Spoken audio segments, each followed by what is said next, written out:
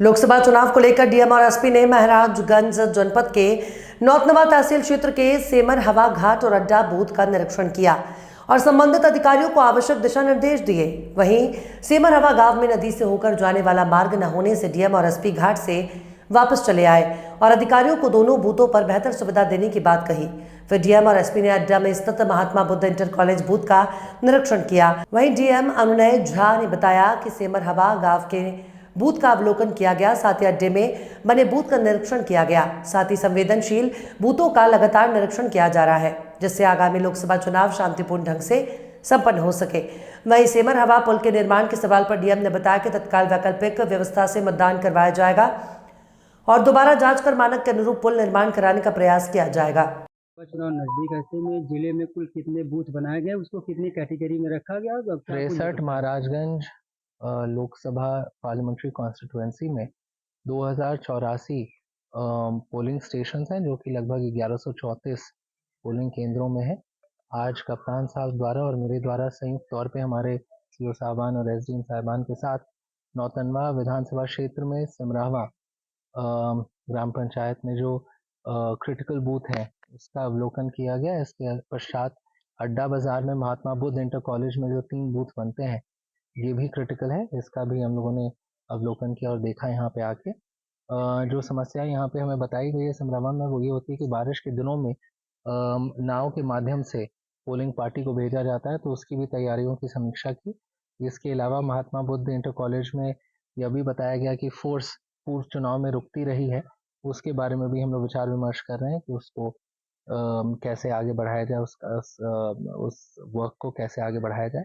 और जितने भी संवेदनशील बूथ हैं उन सभी पे कप्तान साहब और मेरे द्वारा विजिट किए जा रहे हैं रेगुलरली, और हमारे एसडीएम साहबान और सीओ साहबान ने भी विजिट किया है।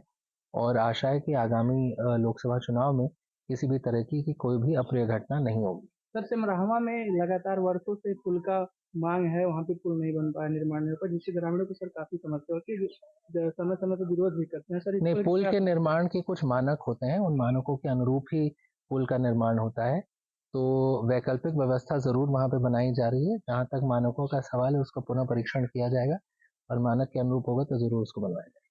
लोकसभा चुनाव नजदीक है, क्योंकि महाराजगंज पर भारत नेपाल के अंतर्राष्ट्रीय पड़ता है, इस व्यवस्था किस तरह से की गई है और संवेदनशील बूथों पर किस तरह की सुरक्षा की मदद विशेष व्यवस्था की गई है? देखिए, क्रिटिकल बूथ के लिए अलग से मानक आए हैं, सामान्य बूथों के लिए अलग से मानक है, उन पर मानक के अनुसार फोर्स डिप्लॉय किया जा रहा है। इसके अलावा जो एरिया डोमिनेशन के लिए हमें फोर्स मिला है वो एरिया डोमिनेशन क्रिटिकल बूथ इनके हिसाब से और संवेदनशील गाँवों की सूची उनको दी गई है। वो लगातार एरिया डोमिनेशन कर रहे हैं ताकि लोगों में विश्वास बहाली हो और शांतिपूर्ण तरीके से चुनाव संपन्न कराए जाए।